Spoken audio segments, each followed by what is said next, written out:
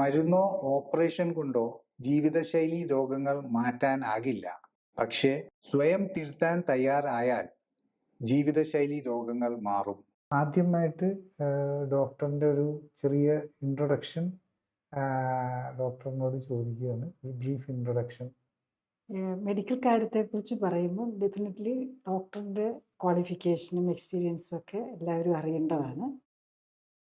ഞാൻ 1981 ബാച്ചിൽ കോട്ടയം മെഡിക്കൽ കോളേജിൽ നിന്ന് MBBS അത് കഴിഞ്ഞ് തിരുവനന്തപുരം മെഡിക്കൽ കോളേജിൽ നിന്നാണ് MD ചെയ്തത്. അതിനുശേഷം റീപ്രൊഡക്റ്റീവ് മെഡിസിനിലാണ് കൂടുതൽ സ്പെഷ്യൽ ട്രെയിനിങ്ങുകളും അതുപോലെ ഇൻഫെർട്ടിലിറ്റിയിലുമാണ്. അപ്പം ഈ ക്യാൻസറുമായിട്ട് ഉള്ള ട്രീറ്റ്മെൻറ്റിൽ എന്തൊക്കെയാണ് സ്പെഷ്യലൈസേഷൻ എന്നും കൂടെ നമ്മളൊന്ന് മനസ്സിലാക്കണം. നമ്മൾ ക്യാൻസറിനെ കുറിച്ച് സംസാരിക്കും. ക്യാൻസറിൽ ട്രീറ്റ്മെൻ്റ് എന്ന് പറഞ്ഞു കഴിഞ്ഞാൽ വേണ്ടി വരുന്ന ഒന്ന് ലൈഫ് സ്റ്റൈൽ കറക്ഷൻ. അതാണ് പ്രൈമറി ട്രീറ്റ്മെൻറ്റ്, ലൈഫ് സ്റ്റൈൽ കറക്ഷനാണ്. കാരണം ഇതൊരു ലൈഫ് സ്റ്റൈൽ ഡിസീസാണ്. ലൈഫ് സ്റ്റൈലിൻ്റെ തെറ്റുകൊണ്ടാണ് ക്യാൻസർ വരുന്നത്. അപ്പോൾ അവിടെ ലൈഫ് സ്റ്റൈൽ കറക്ഷൻ ചെയ്യാം. അപ്പം നമുക്കറിയാം ചൂയിങ്ങും സ്മോക്കിങ്ങും ലങ് ക്യാൻസറിന് കാരണം ടൊബാക്കോ യൂസും അതുപോലെ ലിവർ ക്യാൻസറിന് കാരണം ആൽക്കഹോളും ഒക്കെയാണെന്ന് നമുക്കറിയാം. അതുപോലെ പല കാര്യങ്ങൾക്കും ലൈഫ് സ്റ്റൈലുമായിട്ട് റിലേറ്റഡ് ആണ്. എല്ലാ ക്യാൻസറും ലൈഫ് സ്റ്റൈലുമായിട്ട് റിലേറ്റഡ് ആണ്. അപ്പം മെയിൻ പില്ലർ എന്ന് പറയുന്നത് ലൈഫ് സ്റ്റൈൽ കറക്ഷനാണ്. പിന്നെ ഉള്ളത് നമുക്ക് ഓപ്പറേഷനാണ്. ഇപ്പം എന്തെങ്കിലും ട്യൂമർ നമ്മൾ മുഴ കണ്ടു കഴിഞ്ഞ് കഴിഞ്ഞാൽ അത് ഓപ്പറബിൾ ആണെങ്കിൽ അത് എടുത്തു കളയാന്നുള്ളത്. പിന്നെ അതിന് വീണ്ടും വരാതിരിക്കാൻ അല്ലെ അതിൻ്റെ റെമിനൻസ് ഉണ്ടെങ്കിൽ എന്നുള്ള നിലയിലാണ് കീമോതെറാപ്പിയും റേഡിയേഷനും കൊടുക്കും. പിന്നെ ഓപ്പറബിൾ അല്ലാത്ത നിലയിൽ വരുമ്പോഴാണ് നമ്മൾ ഫസ്റ്റ് തന്നെ റേഡിയേഷന് അല്ലെ കീമോതെറാപ്പി അങ്ങനെയൊക്കെയുള്ള ഇതും ട്രീറ്റ്മെൻറ്റ്. അപ്പം 4 സ്പെഷ്യലിസ്റ്റുകളാണെങ്കിലും നമ്മൾ മനസ്സിലാക്കണം.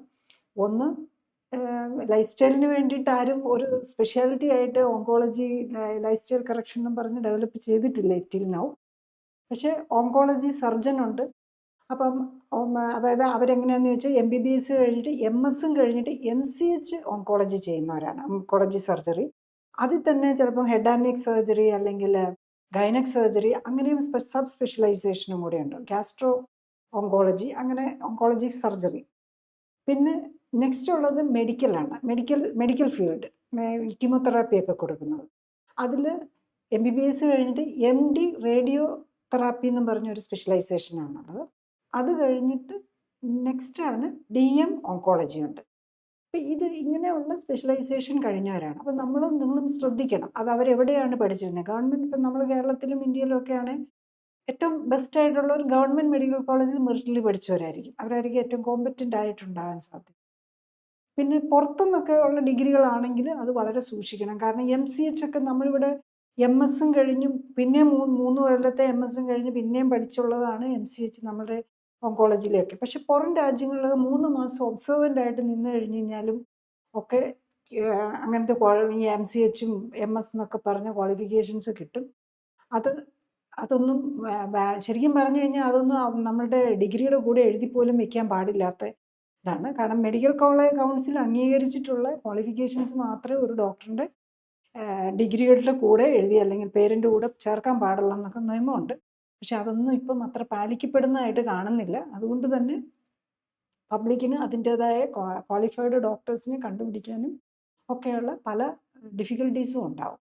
അപ്പം ബേസിക്കലി നമ്മൾ ഇപ്പം ക്യാൻസർ എന്നല്ല ഏത് മെഡിക്കൽ ഇതിൽ പോകുമ്പോഴും അഡ്വൈസ് എടുക്കുന്നതിന് മുമ്പ് എല്ലാവരും ക്വാളിഫിക്കേഷൻസും അവർ ജെന്യുവൻ ആണോ എന്നുള്ള കാര്യങ്ങൾ നോക്കാൻ ശ്രദ്ധിക്കും. ക്യാൻസർ ട്രീറ്റ്മെൻറ്റിൽ ഇങ്ങനെ അതിര് വിടുന്നു എന്നുള്ള ചോദ്യം വരുമ്പോൾ ശരിക്കും ഈ അതിര് എന്ന് പറയുന്നത് എന്താണ്? ബിക്കോസ് സാധാരണ ഇപ്പോൾ ഒരു ക്യാൻസറിൻ്റെ ഒരു ഇത് വന്നു കഴിഞ്ഞാൽ അപ്പം തന്നെ നമ്മൾ ആ ജീവൻ രക്ഷിക്കുക എന്നുള്ള ഒരു കാഴ്ചപ്പാടാണല്ലോ വരുന്നത്. അപ്പം പൊതുവെ പേഷ്യൻ്റ് ആണെങ്കിലും പേഷ്യൻറ്റിൻ്റെ കൂടെ ഉള്ളവരാണെങ്കിലും ഡോക്ടറാണെങ്കിലും എല്ലാവരും പിന്നെ ഒറ്റൊരു കാര്യമേ ഉള്ളൂ, ജീവൻ രക്ഷിക്കുക എന്നുള്ള അത്. അപ്പം എങ്ങനെയാണ് ഈ അതിര് നമ്മൾ പറയുക? ജീവൻ രക്ഷിക്കുക എന്ന് പറയുമ്പം ഹാർട്ടിൻ്റെ നമുക്കൊരു എമർജൻസി അറ്റാക്ക് വന്നു, നമുക്ക് ആ ജീവൻ രക്ഷിക്കുക എന്നുള്ളതിന് ഒരു ഇമ്മീഡിയറ്റ് അതാണ് നമ്മൾ എമർജൻസി കെയറിലാണ് ജീവൻ രക്ഷാ പ്രവർത്തനം എന്ന് പറയും. ക്യാൻസറിൻ്റെ കാര്യത്തിൽ നമുക്ക് ലൈഫ് എക്സ്പെക്റ്റൻസി എന്തോരം ഇമ്പ്രൂവ് ചെയ്യാമെന്നുള്ളതാണ്. ലൈഫ് എക്സ്പെക്റ്റൻസി ഇമ്പ്രൂവ് ചെയ്യാനായിട്ടാണല്ലോ നമ്മൾ എല്ലാ ട്രീറ്റ്മെൻറ്റുകളും ചെയ്യുന്നത്. ഇപ്പം നമുക്ക് പക്ഷെ പ്രോബ്ലം എന്താണെന്ന് ചോദിച്ചു കഴിഞ്ഞ് കഴിഞ്ഞാൽ, ഈ ഞാൻ നേരത്തെ പറഞ്ഞ പോലെ ലൈഫ് സ്റ്റൈൽ ഡിസീസാണ് ക്യാൻസർ എന്നുള്ള കാര്യം എല്ലാവരും മറന്നു പോകുന്നു. പേഷ്യൻറ്റും മറക്കുന്നു, ഓങ്കോ സർജനും മറക്കുന്നു, മെഡിക്കൽ ഓങ്കോളജിയും മറക്കുന്നു. അതൊക്കെ ജസ്റ്റ് ഒരു പാസീവായിട്ട് എന്തെങ്കിലും ഒരു ഡയറ്റീഷ്യനും അല്ലെങ്കിൽ ഒരു ഫിസിയോതെറാപ്പിസ്റ്റ് പോലും ഇതിനകത്തേക്ക് വരുന്നില്ല. അതൊക്കെ മിക്കവാറും ന്യൂറോ കെയറിലൊക്കെ അല്ലേ വരുന്നുള്ളൂ. സ്ട്രോക്കൊക്കെ വന്നു കഴിയുമ്പോഴാണ് ഫിസിയോതെറാപ്പിസ്റ്റിന് റോള് വരുന്നുള്ളൂ. അപ്പം നമ്മൾ ഏറ്റവും ഇഗ്നോർ ചെയ്ത് കഴിയുന്ന ഒരു ഫീൽഡാണ് ഈ ലൈഫ് സ്റ്റൈൽ കറക്ഷൻ. അത് ഒന്ന് നമ്മൾ ഇമ്പ്രൂവ് ചെയ്ത് എടുക്കുക. അതിനെക്കുറിച്ച് മോർ പേഷ്യൻസ് തന്നെ അവെയർ ആകുക. നമ്മളുടെ ശരീരത്തിന് താങ്ങാൻ പറ്റുന്ന ചികിത്സയെ നമുക്ക് സ്വീകരിക്കാൻ പറ്റുള്ളൂ. പലരും അതുവരെ ക്യാൻസർ നമ്മൾ ചെറിയ എന്തെങ്കിലും ബുദ്ധിമുട്ട് ചെന്ന് കഴിഞ്ഞപ്പോൾ ഒരു സ്കാൻ ചെയ്തപ്പോഴോ അല്ലെ ഒരു മാർക്കർ ടെസ്റ്റ് PSA പോലെയുള്ളത് ചെയ്ത് കഴിയുമ്പോഴായിരിക്കും ക്യാൻസർ ആണെന്ന് അറിയുന്നത്. അതുവരെ ഒരു വലിയ ബുദ്ധിമുട്ടില്ലാതെ ഒരാൾ പലപ്പോഴും ട്രീറ്റ്മെൻറ്റിലേക്ക് വന്നു കഴിയുമ്പോഴേക്കും അവർ വളരെയായിട്ട് ഡൗൺ ആയി പോകുന്നുണ്ട്. അത് കീമോതെറാപ്പിയും ഇപ്പം ഒക്കെ എടുത്തു കഴിയുമ്പം വളരെ വീക്കായി പോകും. പ്രത്യേകിച്ച് 60-70 ഒക്കെ കഴിഞ്ഞവർ, അതിൻ്റെ കൂടെ ഡയബറ്റീസും ഹൈപ്പർ ടെൻഷനും എല്ലാം ഹാർട്ട് ഡിസീസും ഒക്കെ ഉള്ളവർക്ക് ആ കീമോതെറാപ്പിയുടെ ഒന്നും അതിൻ്റെ ടോക്സിസിറ്റി താങ്ങാൻ പറ്റില്ല. നമ്മളൊരു കാര്യം മനസ്സിലാക്കണം, മരുന്ന് നമ്മൾ ട്രീറ്റ്മെൻറ്റുകളിൽ ഏറ്റവും ടോക്സിക് ആയിട്ടുള്ള ഇപ്പോൾ ഓപ്പറേഷൻ ആണെങ്കിൽ പ്രത്യേകിച്ചും ഒരു വളരെ റാഡിക്കൽ സർജറി, എക്സ്റ്റെൻസീവ് സർജറി ആയിരിക്കും ചെയ്യുന്നത് മറ്റുള്ള ഓപ്പറേഷനുകളെ വെച്ച്. അതുപോലെ തന്നെ ഇപ്പം നമ്മൾ ആൻറ്റിബയോട്ടിക് തന്നെ നമ്മൾ സ്ട്രോങ് ആണെന്ന് പറയും. അതിൻ്റെ ആൻറ്റിബയോട്ടിക്കിനേക്കാളും ഒക്കെ മച്ച് സ്ട്രോങ്ങർ മെഡിസിൻസ് ആണ് കീമോതെറാപ്പിയിൽ ഉപയോഗിക്കുന്നത്. സെല്ലിനെ ഡയറക്റ്റ്ലി ഡിസ്ട്രോയ് ചെയ്യുക. മറ്റേതാണ് ബാക്ടീരിയൽ സെല്ലിനെയാണ്. അപ്പം നമ്മുടെ ഹ്യൂമൻ സെൽസിനെ ഡയറക്റ്റ് ചെയ്തുകൊണ്ടാണ് വരുന്നത്. അപ്പോൾ അതുകൊണ്ട് നമ്മളുടെ മറ്റ് സെല്ലുകളെ, ഇപ്പോൾ ആൻറ്റിബയോട്ടിക് എടുക്കുമ്പം നമുക്ക് വരുന്നത്ര ബോഡിക്ക് ദോഷം വരുന്നതിനേക്കാളും കൂടുതൽ പാർശ്വഫലങ്ങൾ വരുന്ന ട്രീറ്റ്മെൻറ്റാണ് കീമോതെറാപ്പിയിൽ ഉപയോഗിക്കുന്നത്. കാരണം നമ്മളുടെ മറ്റ് നോർമൽ സെല്ലുകളെയും കൂടി അത് അറ്റാക്ക് ചെയ്യും. അപ്പം നമുക്ക് സപ്പോർട്ട് വേണ്ടത് എങ്ങനെയാണ്? നമ്മുടെ ഇമ്മ്യൂൺ സിസ്റ്റത്തിന് നമ്മുടെ ബോഡിയെ സപ്പോർട്ട് ചെയ്യണം. അവിടെയാണ് ലൈഫ് സ്റ്റൈൽ കറക്ഷൻ്റെ ഇമ്പോർട്ടൻസ് വരുന്നത്. ലൈഫ് സ്റ്റൈൽ നമ്മുടെ ഫുഡ് വരണം, നമ്മളുടെ എക്സസൈസ്, ഫുഡ് കഴിച്ചാൽ മാത്രം പോലെ അത് വേണ്ട സ്ഥലങ്ങളിലേക്ക് എത്തണം. അതുപോലെ നമ്മുടെ മെറ്റബോളിസം കറക്റ്റ് ചെയ്യണം. ഇതിനൊക്കെയാണ് നമ്മൾ ലൈഫ് സ്റ്റൈലിൻ്റെ ഇമ്പോർട്ടൻസ് വരുന്നത്.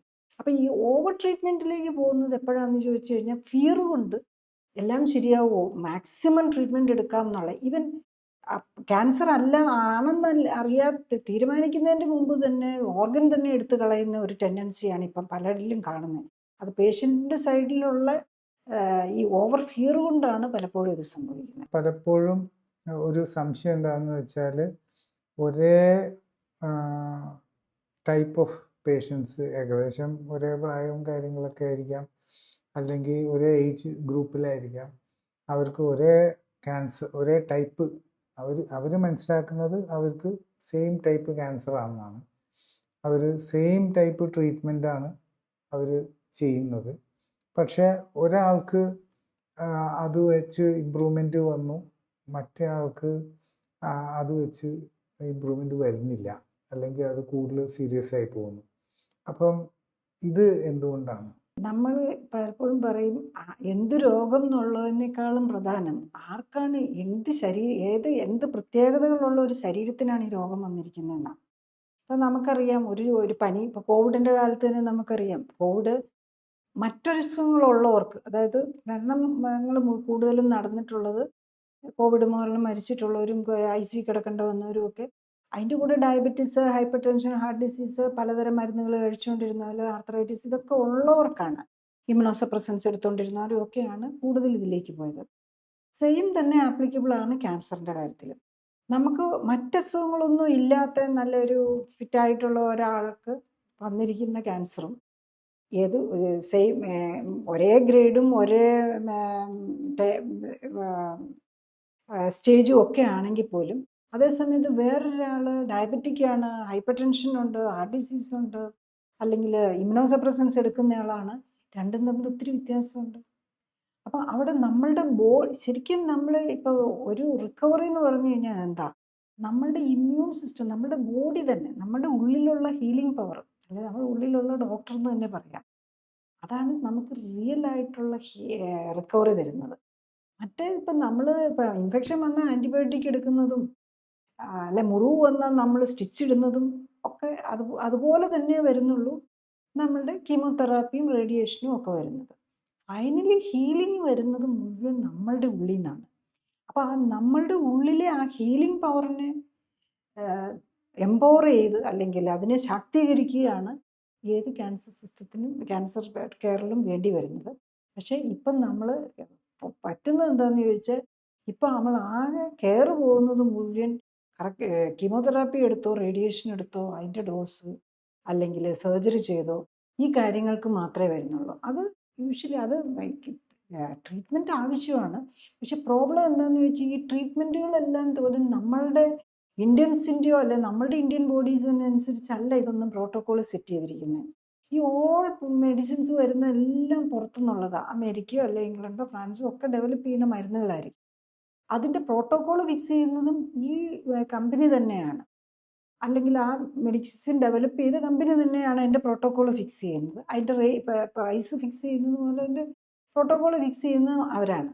അപ്പം നമ്മളുടെ ഇന്നും നമ്മുടെ രാജ്യത്ത് നമുക്ക് വേണ്ടി ഇപ്പം ശരിക്കും പറഞ്ഞു കഴിഞ്ഞാൽ ഒരു പുതിയ മെഡിസിൻ ഇവിടെ ഇത് കൊടുക്കുമ്പം അത് നമ്മളുടെ തന്നെ അതും പ്രൈവറ്റ് ഹോസ്പിറ്റലിൽ എടുക്കുന്നത് നമുക്ക് പറയാൻ പറ്റില്ല. കാരണം ഈ വലിയ കോസ്റ്റ്ലി മെഡിസിൻസും ഇതെല്ലാം പല രീതിയിലുള്ള ഇൻഫ്ലുവൻസസ് അതിനകത്ത് വരുന്നുണ്ട്. അപ്പം നമ്മളുടെ നാഷണൽ ഇൻസ്റ്റിറ്റ്യൂട്ടുകളിൽ അത് ട്രൈ ചെയ്ത് അതിൻ്റെ ബെനിഫിറ്റ് അറിയണം. കാരണം വളരെ നിസ്സാര ബെനിഫിറ്റ് പോലുള്ള മരുന്നുകൾ പോലും ക്യാൻസർ ട്രീറ്റ്മെൻറ്റിൽ അത് പെട്ടെന്ന് അപ്രൂവൽ വരും. കാരണം ക്യാൻസർ അതിന് ട്രീറ്റ്മെൻറ്റ് ഇല്ല, അതുകൊണ്ട് വേഗം അപ്രൂവൽ വേണമെന്നുള്ള നിലയിൽ പലപ്പോഴും അപ്രൂവൽ വരും. അപ്പോൾ ഈ ലേറ്റസ്റ്റ് ആയിട്ട് വരുന്ന മരുന്നുകൾക്കെല്ലാം ഭയങ്കര കോസ്റ്റും ആയിരിക്കും. നമ്മൾ സാധാരണക്കാർ വിചാരിക്കും ഇത്രയും കോസ്റ്റ്ലി മരുന്ന്, പുതിയ മരുന്ന്, ഇതെല്ലാം ഭയങ്കര ബെനിഫിഷ്യൽ ആയിരിക്കും എന്ന്. പക്ഷെ അങ്ങനെയൊന്നും ആവണമെന്നില്ല. അപ്പം മരുന്ന് കമ്പനികൾ എപ്പോഴും ഡെഫിനറ്റ്ലി അവരൊത്തിരി സ്പെൻഡ് ചെയ്താണല്ലോ ഇതൊക്കെ ഡെവലപ്പ് ചെയ്യുന്നത്. അപ്പം അവർക്ക് അവരുടേതായ ലിമിറ്റേഷൻസ് ഉണ്ടാകും. പക്ഷെ അപ്പം നമ്മൾ ഇന്നും നമുക്ക് ഈ നമ്മളുടെ ഇവിടെ കൊടുക്കുമ്പം അങ്ങനെ ഒരു പ്രോട്ടോക്കോൾ വെച്ചും അത്ര അതിൻ്റെ ബെനിഫിറ്റ്സ് ഒന്നും അസസ് ചെയ്യുന്നുള്ളതായിട്ട് അറിയില്ല. പറ്റുമല്ലോ, കാരണം അതൊക്കെ നോക്കി വരുമ്പോഴേക്കും അതിനു മുമ്പ് തന്നെ നമ്മൾ ഡയറക്റ്റ് തന്നെ പർച്ചേസും അങ്ങനത്തെ രീതിയിലൊക്കെ പോകുന്നുണ്ട്. അതുകൊണ്ട് നമ്മൾ എന്ത് പുതിയ മരുന്നാണേലും നമ്മൾ ഒന്നും കൂടി അതിനെക്കുറിച്ചൊക്കെ ഒന്ന് സ്റ്റഡി ചെയ്യണം. എന്നിട്ട് മാത്രമേ നമ്മൾ ട്രീറ്റ്മെൻറ്റിലേക്ക് പോകാവുള്ളൂ. പലപ്പോഴും പക്ഷെ കാണുന്നത് എന്താണെന്ന് വെച്ചാൽ ക്യാൻസർ ട്രീറ്റ്മെൻറ്റിനെ കുറിച്ച് പേഷ്യൻറ്റിന് യാതൊരു ഐഡിയ ഇല്ലാത്ത പോലെ അവരത് മനസ്സിലാക്കാൻ തന്നെ ശ്രമിക്കുന്നില്ല എന്നുള്ളതാണ്. ഓവർ ട്രീറ്റ്മെൻറ്റ് എന്ന് പറയുമ്പോൾ പലപ്പോഴും ഇപ്പോഴത്തെ അണ്ടർസ്റ്റാൻഡിങ് അനുസരിച്ച് ആ ഓവർ ട്രീറ്റ്മെൻറ്റ് എന്ന് ഉദ്ദേശിക്കുന്നത് ശരിക്കും ഈ ട്രീറ്റ്മെൻറ്റിന് നമ്മുടെ ആ പേഷ്യൻറ്റിൻ്റെ ശരീരത്തിന് ഒരു വലിയ പങ്കുണ്ട് അത് സക്സസ്ഫുൾ ആകാനോ അല്ലെങ്കിൽ റിക്കവറി നടക്കാനോ അല്ലെങ്കിൽ വീണ്ടും വരാതിരിക്കാനൊക്കെ ഉള്ള കാരണങ്ങൾക്ക്.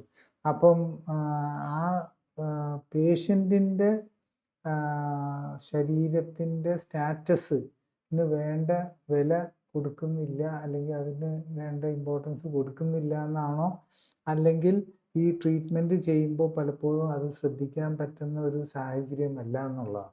അതിന് ഞാനൊരു പേഷ്യൻ്റെ എക്സാമ്പിൾ തന്നെ ഞാൻ പറയാം. നമ്മൾ ഈ ഓവർ ട്രീറ്റ്മെൻറ്റിനെ കുറിച്ച് പറയുമ്പം നമ്മളത് എല്ലാവരും മനസ്സിലാക്കേണ്ട ഒരു കാര്യമാണ്. ഏറ്റവും കൂടുതൽ ഓവർ ട്രീറ്റ്മെൻറ്റ് പോകുന്നത് അവയവങ്ങൾ എടുത്തു മാറ്റുന്നത് തന്നെ ഒന്ന് തൈറോയിഡിൽ എന്തെങ്കിലും മുഴ വന്നാൽ അത് ക്യാൻസർ ആണോന്ന് സംശയമുണ്ട് എന്നും പറഞ്ഞ് അപ്പോൾ തന്നെ എടുത്തു മാറ്റുന്നത്. അപ്പം നമ്മളുടെ പേഷ്യൻറ്റിൻ്റെ ഒരു ഫിയറാണ് അതിലേക്ക് കാണുന്നത്. ഈ മൾട്ടിന്യൂഡുലാർ ഗോയിറ്റർ എന്നൊക്കെ പറഞ്ഞുകൊണ്ട് അത് അയഡിൻ ഡെഫിഷ്യൻസി കൊണ്ട് വരുന്നതാണ്. അതിന് ശരിക്കും അയഡിൻ കറക്റ്റ് അതിലെന്തൊക്കെയാണ് അയഡിൻ, അല്ലെങ്കിൽ ഫുഡിൽ സയനൈഡ് കൂടുതൽ, അങ്ങനെ കുറച്ച് കാര്യങ്ങളുണ്ട്. അത് കറക്റ്റ് ചെയ്യേണ്ടതിന് വരെ ഒരു മുഴ ഉണ്ടപ്പോൾ തന്നെ ആ തൈറോയ്ഡ് ഗ്ലാൻഡിനെ തന്നെ എടുത്ത് കളയാണ് ചെയ്യുന്നത്. അതുപോലെ തന്നെ ഓവറിയും യൂട്രസും, ഓവറിയിലൊക്കെ ചെറിയ സിസ്റ്റ് വരുമ്പോൾ തന്നെ അതിന് വേണ്ടി ഇപ്പോൾ ലാപ്രോസ്കോപ്പി ഉണ്ടല്ലോ, വളരെ റാമ്പൻ്റായിട്ട് അങ്ങനത്തെ. ഇത് പേഷ്യൻ്റെ പേടി, അത് ഡോക്ടേഴ്സിൻ്റെ ഒരു ഇതല്ല.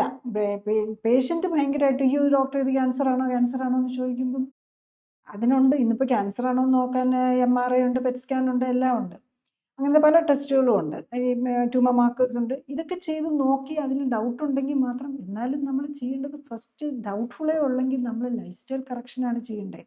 എന്നിട്ട് നമ്മൾ എത്ര മാർഗങ്ങളുണ്ട് നമുക്കത് ഫോളോ അപ്പ് ചെയ്യാനായിട്ട്. അൾട്രാസൗണ്ട് സ്കാനുണ്ട്, CT സ്കാനുണ്ട്, MRI ഉണ്ട്, പെറ്റ് സ്കാനുണ്ട്. ഇതൊന്നും നമ്മൾ നോക്കാതെ അപ്പോൾ ഈ തൈറോയ്ഡ് യൂട്രസും ഓവറിയൊക്കെ പോലെയുള്ള എടുത്തു കളയുന്നത് വളരെ കോമൺ ആണെന്നുള്ളതാണ്. അപ്പോൾ അതിൻ്റെ ഒരു എക്സാമ്പിളാണ് ഞാൻ പറയുന്നത്. ഇതൊരു 18 വയസ്സുള്ള ഒരു കുട്ടിയാണ്, ആൺകുട്ടിയാണ്. അദ്ദേഹത്തിന് തൈറോയിഡിൻ്റെ ഇടയ്ക്കിടയ്ക്ക് ഇൻഫെക്ഷൻ വരാൻ തുടങ്ങി. പോയി ചെക്ക് ചെയ്തപ്പോഴാണ് തൈറോയിഡിൻ്റെ ഒന്ന് ചുമയൊക്കെ ഉണ്ടെന്ന് പറഞ്ഞപ്പോൾ ഒന്ന് ചെയ്യാൻ പറഞ്ഞു. അപ്പോൾ നോക്കിയപ്പോൾ 1-2 നൊഡ്യൂൾസ് ഉണ്ട്, ചെറിയ 3-4 നൊഡ്യൂളുണ്ട്. അപ്പോൾ അതിൽ ഉടനെ ബയോപ്സി ചെയ്തു. ബയോപ്സി ചെയ്തപ്പോൾ ഒരു സംശയം പാപ്പിലറി ക്യാൻസർ ആണെന്ന് ഡയഗ്നോസ് ചെയ്തിട്ടില്ല, പാപ്പിലറി കാർസിനോമ ഉണ്ടോ എന്ന് സംശയം. അപ്പോൾ അവർക്ക് തൈറോയ്ഡ് എടുത്തു കളയാൻ പറഞ്ഞു. അപ്പം ഈ പേഷ്യൻറ്റിൻ്റെ സൈഡിൽ നിന്നുള്ള പ്രഷർ കൊണ്ടല്ല. അപ്പം പേരൻസും പേഷ്യൻ്റ് കൊച്ചുകുട്ടിയല്ലേ, പക്ഷേ ഇത് വളരെ കോമൺ ആണ്. ഇങ്ങനെ ഞാൻ പല പേഷ്യൻസിൻ്റെയും കാണാറുണ്ട്. അതുകൊണ്ടാണ്, പ്രത്യേകിച്ച് ഇത് കൊച്ചുകുട്ടിയും കൂടെ ആയപ്പം ആ പേരൻസിനൊരു ടെൻഷനും കൂടെ വന്നതുകൊണ്ട് അവർ വന്നതാണ്. അപ്പം ഇതിലെന്താണെന്ന് ചോദിച്ചാൽ, നമ്മൾ clinically supported life style correction, നമ്മൾ ജസ്റ്റ് ലൈഫ് സ്റ്റൈൽ കറക്ഷൻ എന്ന് പറഞ്ഞ് നമ്മൾ എന്തെങ്കിലും അഡ്വൈസസ് കൊടുക്കുകയല്ല, നമ്മൾ കുറച്ച് ഡീറ്റെയിൽ ആയിട്ട് സ്റ്റഡി ചെയ്യും. ഇത് എന്തുകൊണ്ടാണ് പ്രോബ്ലം ഉണ്ട്, പക്ഷേ ക്യാൻസർ ആവാനുള്ള പോസിബിലിറ്റി ഉണ്ടാകാനും പോസിബിലിറ്റി ഉണ്ട്, അത് ഡൗട്ട്ഫുള്ളാണ്. അപ്പം ഇപ്പം നോക്കുമ്പോൾ എന്താണെന്ന് വെച്ചാൽ അവർക്ക് പല ന്യൂട്രീഷണൽ ഡെഫിഷ്യൻസീസും ഉണ്ട് ആ കുട്ടിക്ക്. പിന്നെ പല ഫുഡ് ഐറ്റംസിനോടും അലർജി ഉണ്ട്. ഈവൻ തൈറോയിഡിൻ്റെ ATG AMA കൂടുതലാണ്. അപ്പോൾ അത് ഹാഷിമോട്ടോ തൈറോയിഡൈറ്റിസ് ഉണ്ടോ, നാച്ചുറലി ഹാഷിമോട്ടോ തൈറോയിഡൈറ്റിസ് ഉണ്ടെങ്കിൽ അതിൽ നിന്ന് ക്യാൻസറിലേക്ക് പോകാനുള്ള പോസിബിലിറ്റി കൂടുതലുണ്ട്. തൈറോയിഡ് ക്യാൻസർ എന്ന് മാത്രമല്ല, ഏത് ക്യാൻസറും, നമുക്കൊരു ഓട്ടോ ഇമ്മ്യൂൺ ഡിസീസ് ഉള്ളവർക്ക് ഏത് ക്യാൻസറും വരാം. പിന്നെ പല ഫുഡ് ഐറ്റംസിന് അലർജി ഉണ്ട്. അപ്പം ഇദ്ദേഹത്തിൻ്റെ എന്താണെന്ന് ചോദിച്ചു കഴിഞ്ഞാൽ, നമ്മൾ ലൈഫ് സ്റ്റൈൽ കറക്ഷൻ ചെയ്ത് കഴിഞ്ഞ് നോക്കുമ്പം നമ്മൾ എവറി മന്ത്, കൊച്ചുകുട്ടിയും കൂടെ ആണല്ലോ, കൂടുന്നുണ്ടോ എന്ന് അറിയണമല്ലോ. അപ്പോൾ എവറി മന്ത് അൾട്രാസൗണ്ട് സ്കാൻ വേറെ സൈഡ് ഇഫക്റ്റ് ഒന്നുമില്ല, അൾട്രാസൗണ്ട് സ്കാനും ചെയ്യുന്നുണ്ടായിരുന്നു. അപ്പം മുഴകളുടെയൊക്കെ സൈസ് കുറഞ്ഞു വരുന്നുണ്ട്. അപ്പം പിന്നെ നമ്മൾ വറി ചെയ്യേണ്ട കാര്യമില്ലല്ലോ. അപ്പം മുഴ സൈസ് കുറയുന്നുണ്ടെങ്കിൽ പിന്നെ അത് കറക്റ്റ് ആവുന്നുണ്ട്, പിന്നെ ബാക്കിയുള്ള പാരാമീറ്റേഴ്സ് എല്ലാം കറക്റ്റായി വരുന്നുണ്ട്. പിന്നെ നമ്മൾ വറീഡ് ആവേണ്ട കാര്യം ഒരു സർജറിയുടെ ആവശ്യമില്ല. അപ്പോൾ ഇന്ന് ചെയ്യുന്ന 90%, ഇപ്പം ക്യാൻസറിന് വേണ്ടിയിട്ടല്ല, ശരിക്കും തൈറോയ്ഡൊക്കെ എടുത്തു കളയുന്ന 90% ക്യാൻസറിന് വേണ്ടിയിട്ടില്ല, ക്യാൻസർ വരുമോ എന്നുള്ള ഫിയറാണ്. പക്ഷേ ഈ തൈറോയ്ഡ് ഗ്ലാൻഡ് നമുക്ക് ഏറ്റവും അത്യാവശ്യമുള്ള ഒരു ഓർഗനാണ്.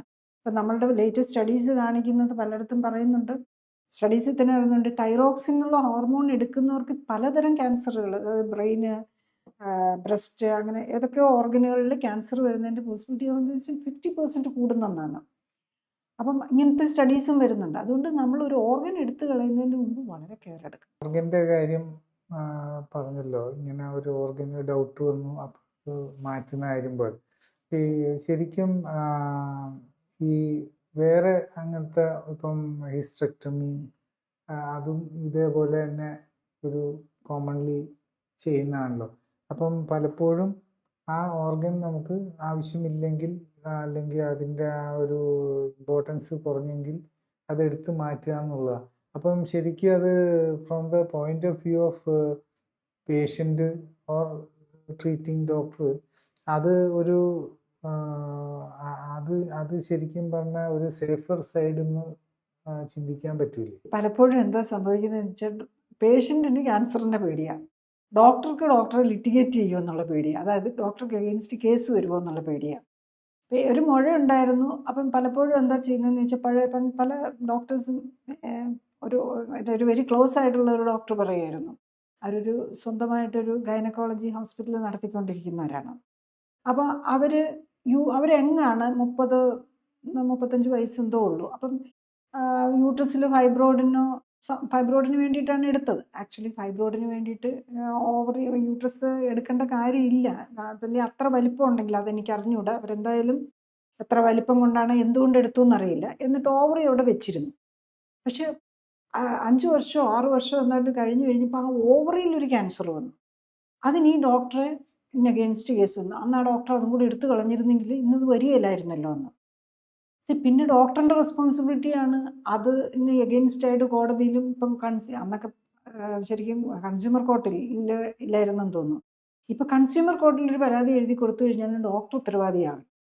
അപ്പം ഡോക്ടേഴ്സ് എന്താ ചെയ്യുന്നതെന്ന് ചോദിച്ചു കഴിഞ്ഞാൽ, മാക്സിമം ട്രീറ്റ്മെൻറ്റ് പറയും. ഇപ്പം അമേരിക്കയിലും ഇംഗ്ലണ്ടിലും ഒക്കെ ആണെന്നുണ്ടെങ്കിൽ അവർ 3 പേഷ്യൻസ്, ഒരു പേഷ്യൻറ്റ് കഴിഞ്ഞ ദിവസം വന്നു, ഇങ്ങനെ ഫൈബ്രോയിഡാണ്, അവർ 3 ഓപ്ഷൻസും പറഞ്ഞു. ഒന്നെങ്കിൽ നിങ്ങൾക്ക് മെഡിസിൻ എടുക്കാം, അല്ലെങ്കിൽ മയോമെക്ടമി ചെയ്യാം, അല്ലെങ്കിൽ ഫൈബ്രോയിഡ് യൂട്രസ് എടുത്ത് കളയാം. ഈ ഓപ്ഷൻസ് എല്ലാം പ്രൊവൈഡ് ചെയ്യും, പേഷ്യൻറ്റിന് ഓപ്റ്റ് ചെയ്യാം. പക്ഷേ ഇവിടെ അത്രയും ആൾക്കാർ ഇതും അല്ലാത്തതുകൊണ്ട് ഡോക്ടർ തീരുമാനിച്ചോന്ന് എല്ലാവരും പറയും. പക്ഷെ പിന്നെ ഒരു പ്രോബ്ലം വരുമ്പോൾ ഡോക്ടറെ കുറ്റം പറയുമെന്നുള്ളത്, അല്ലെ ഡോക്ടറെ എനിക്ക് അഗെയിൻസ്റ്റ് കേസിന് പോകുമെന്നുള്ളതാണ്. ഒരു ഓർഗൻ അവിടെ ഇരിക്കുമ്പോൾ നമുക്ക് ക്യാൻസർ വരാനുള്ള പോസിബിലിറ്റി ഡെഫിനറ്റ്ലി ഉണ്ട്. പ്രത്യേകിച്ച് നമ്മൾ യൂട്രസിനൊരു പ്രോബ്ലം ഉള്ള അതിനകത്ത് മുഴയുണ്ടെങ്കിൽ അതിൻ്റെ അർത്ഥം എന്താണ്? നമ്മളുടെ മെറ്റബോളിസം, നമ്മുടെ ജീവിതശൈലി തെറ്റിയിരിക്കുക എന്നുള്ളതാണ്. പക്ഷെ സാധാരണ യൂട്രൈൻ ഫൈബ്രോയിഡിന് വരുന്ന ചേഞ്ച് അല്ല, ജനറ്റിക് ചേഞ്ചാണ് അവിടെ വരുന്നത്. നമ്മളുടെ DNA വരുന്ന മ്യൂട്ടേഷൻസാണ്. ഫൈബ്രോയിഡിൻ്റെ മ്യൂട്ടേഷൻ വെച്ചിട്ടല്ല സാർക്കോമ ഉണ്ടാകുന്നത്. അതുപോലെ എൻഡോമെട്രിയൽ ക്യാൻസർ ഉണ്ടാകുന്നതും വേറെ രീതിയിലാണ്. അപ്പം നമ്മൾ നമുക്ക് എന്തേലും ഒരു മുഴ, ബിനൈൻ മുഴ, അതായത് ക്യാൻസർ അല്ലാത്ത മുഴയുണ്ടെങ്കിലും നമ്മൾ മനസ്സിലാക്കുക നമുക്ക് ക്യാൻസറിലേക്കും അത് പോകാം. അത് ഡയറക്റ്റ്ലി ക്യാൻസർ ആവണമെന്നില്ല. നമ്മുടെ ജീവിതശൈലി തെറ്റിക്കിടക്കുക. നമ്മുടെ ജീവിതശൈലി തെറ്റിക്കിടക്കുമ്പോൾ നമ്മൾ അത് കറക്റ്റ് ചെയ്യണം. അത് കറക്റ്റ് ചെയ്യാതെ നമ്മൾ യൂട്രസ് എടുത്ത് മാറ്റിയാലും ഓവറി എടുത്ത് മാറ്റിയാലും വേറെ ഏതെങ്കിലുമൊക്കെ സ്ഥലങ്ങളിൽ കയറി ഇരുന്ന് നമുക്ക് ബോഡി മൊത്തമായിട്ട് എടുത്ത് മാറ്റാൻ പറ്റില്ലല്ലോ.